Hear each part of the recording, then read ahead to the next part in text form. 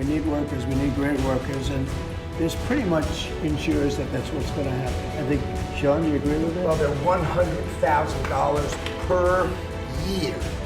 America के राष्ट्रपति Donald Trump ने शुक्रवार को एक और बड़ा विवादित कदम उठाते हुए H-1B वर्क वीजा धारकों पर 1 लाख अमेरिकी डॉलर यानी लगभग 88 लाख रुपए की अतिरिक्त फीस लगाने का नया प्रावधान लागू किया है। यह आदेश 21 सितंबर 2025 की आधी रात से लागू हो जाएगा।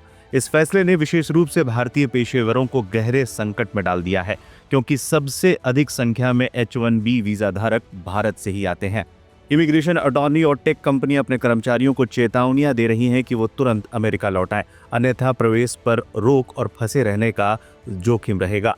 सोशल मीडिया पर माइक्रोसॉफ्ट का एक आंतरिक ईमेल वायरल हो रहा है, जिसमें कंपनी ने अपने H-1B वीजा धारक कर्मचारियों और उनके आश्रितों H-4 वीजा को अमेरिका से बाहर न जाने और जो बाहर हैं उन्हें तुरंत लौटने का निर्देश दिया है। ईमेल में कहा गया है कि कर्मचारियों को निकट भविष्य तक अमेरिका में ही रहने की सलाह दी गई है, ताकि पुनः प्रवेश से वंचित होने की स्थिति से बचा जा सके। मामले पर देश भर से प्रतिक्रियाएं आनी शुरू हो गई हैं। राजनीतिक प्रतिक्रियाएं भी तेजी से आ रही हैं। ट्रंप के फैसले पर कांग्रेस ने केंद्र सरकार पर तीखा हमला बोला है।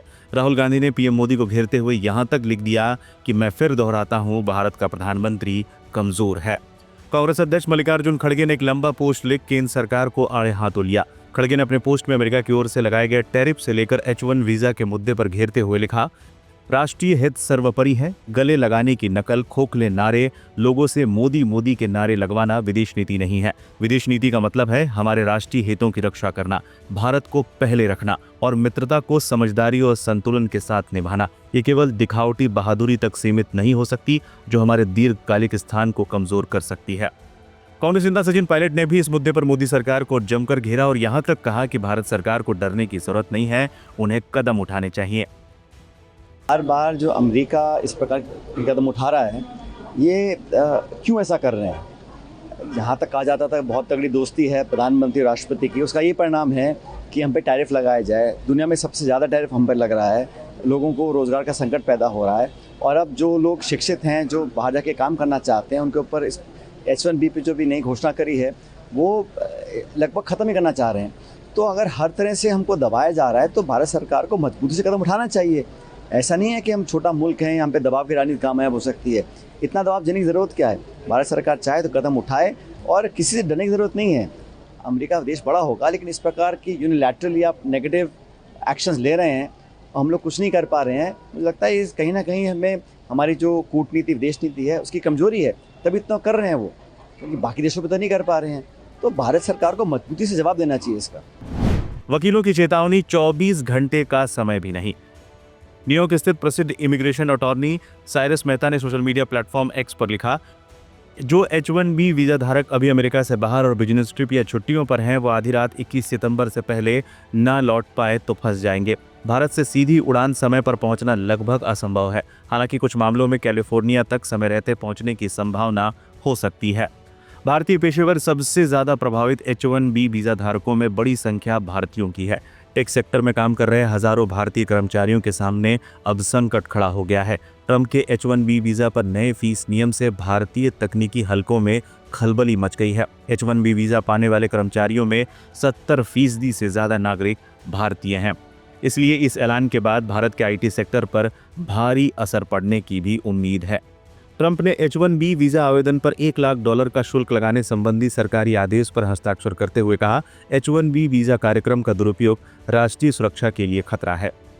ट्रंप ने कहा, We need workers. We need great workers, and this pretty much ensures that that's what's going to happen. I think, Sean, do you agree with that? Well, they're $100,000 per year. So the whole idea is no more will these big tech companies or other big companies train foreign workers. They have to pay the government $100,000, then they have to pay the employee. So it's just not economic. If you're going to train somebody, you're going to train one of the recent graduates from one of the great universities across our land. Train Americans, stop bringing in people to take our jobs. That's the policy here. $100,000 a year for H-1B visas, and all of the big companies are on board. We've spoken to them about the gold card. They love it. They love it. They really love it. They need it. For the H-1B visa action that you're doing It's gonna be today. next, we'll talk about that. You're very close to the technology Yeah. CEOs. Are they concerned about that? Everyone's going to be happy, and we're going to be able to keep people in our country that are going to be very productive people. And in many cases, these companies are going to pay a lot of money for that, and they're very happy about it. क्या है Trump का ये नियम? 21 सितंबर 2025 से प्रभावी अमेरिकी कंपनियों को किसी विदेशी कर्मचारी की एंट्री या दोबारा से एंट्री के लिए हर बार H-1B वीजा आवेदन पर $1 लाख करीब 88 लाख रुपए का भुगतान करना होगा। ये नियम सभी विदेशी कर्मचारियों पर लागू होता है जिनके पास H-1B वीजा है या इसके लिए अप्लाई कर रहे हैं। अगर कोई कर्मचारी H-1B वीजा होल्डर है और भारत घूमने के लिए आया है तो दोबारा अमेरिका जाने पर भी उस पर यह नियम लागू होगा और जब तक उसकी कंपनी ये रकम नहीं चुका देती तब तक वो अमेरिका में एंट्री नहीं ले सकता है।